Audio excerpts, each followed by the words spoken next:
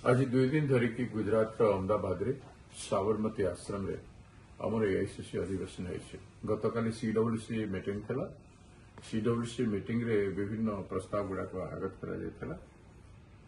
श्रीयुक्त मल्लिकार्जुन खड़गे जी इनिशिएट करथिले एवं कंक्लूडिंग करथिले श्रीयुक्त राहुल गांधी जी एवं गुड़ाए स्टेट रो लीडर माने, पीसी प्रेसिडेंट माने, सीएलपी लीडर माने एवं सीडब्ल्यूसी सदस्य वृंद एवं अन्य मुख्यमंत्री एम समस्त पार्टिसिपेट करथिले। आज मध्य ठीक से भले अधिवेशन रे साबरमती आश्रम रे साबरमती तट साइड रे हितला जोठी दांडी मार्च रा आरंभ हितला। सेतु गोटे आज ऐतिहासिक अधिवेशन है। समग्र भारत वर्ष हाराहारी 4500 5000 आमर निमंत्रित एआईसीसी सदस्य एवं निमंत्रित सदस्य, CWC member, PCC president, CLP leader आदि अन्य विभिन्न एमएलए एमपी मिनिस्टर निमंत्रित थे, समस्ते उपस्थित थे। ओडिशा रो हाराहारी आमर 80 ରୁ 90 जन आसते, आमर अधिकांश एमएलए आसते एवं पार्टिसिपेट करते। आज प्रस्ताव आगत कले श्रीयुक्त सचिन पायलट जी प्रस्ताव आगत करते।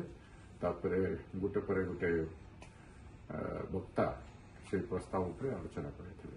प्रस्ताव मुख्य आलोचनार विषय थिला आमर वर्तमान परिस्थिति रे भारतीय जातीय कांग्रेस नीति सिद्धांत सदाबेले स्वाधीनता संग्राम रु डिराइव होईछि एवं भारत वर्ष विविधता भितर समस्त को लेकिन जो संग्राम होता स्वाधीनता संग्राम एवं समस्त को लेकिन देश निर्माण होता सही राष्ट्र ये राष्ट्रीयता एवं राष्ट्रवाद को लेकर एवं डेमोक्रेसी को लेकर जो संविधान तैयारी होता बाबा साहब आंबेडकर जो संविधान तैयारी करते एवं सही स्पिरिट रे आमको आसंता दिन में काम करवा उद्देश्य नहीं रखाई।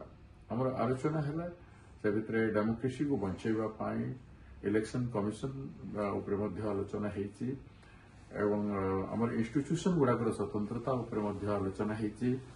आमर कृषि नीति केमती हबार कथा, कृषक मान समस्या कौन अच्छी, युवक मान समस्या केमती अच्छी, मजदूर एवं विभिन्न श्रेणी काम करुवा लोकंकर मध्य आज कौन अवस्था अच्छी ए देश सबू विषय वस्तु पर आलोचना था। महिला मानकर एट्रोसिटी उपरे मध्य आलोचना होता एवं सबुठ बेसी गुरुत्वपूर्ण है न्यायपथ।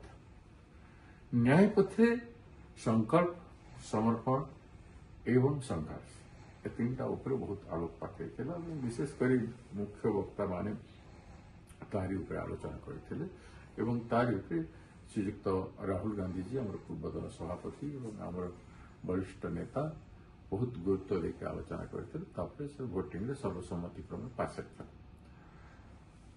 संकल्प, समर्पण एवं संघर्ष सबुठ बड़ गुरुत्व है सामाजिक न्याय।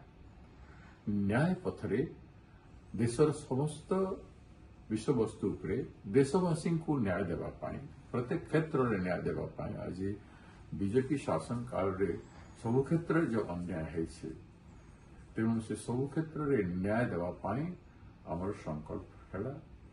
समर्पण भावना रे संग्राम संघर्ष आसंता दिन में आरंभ होगा प्रेरणा नि जो ऐतिहासिक स्थली है साबरमती आश्रम से आलोचना है एवं बहुत उत्साह सहित लीडर माने समग्र देश आसते समस्ते प्रेरणा नहीं आज बाहरी एवं राज्यव्यापी देशव्यापी विभिन्न प्रकार कार्यकलाप शांतिमय उपाय महात्मा गांधी दिशा निर्देश एवं ए देश को आहरी थे गोटे स्वाधीनता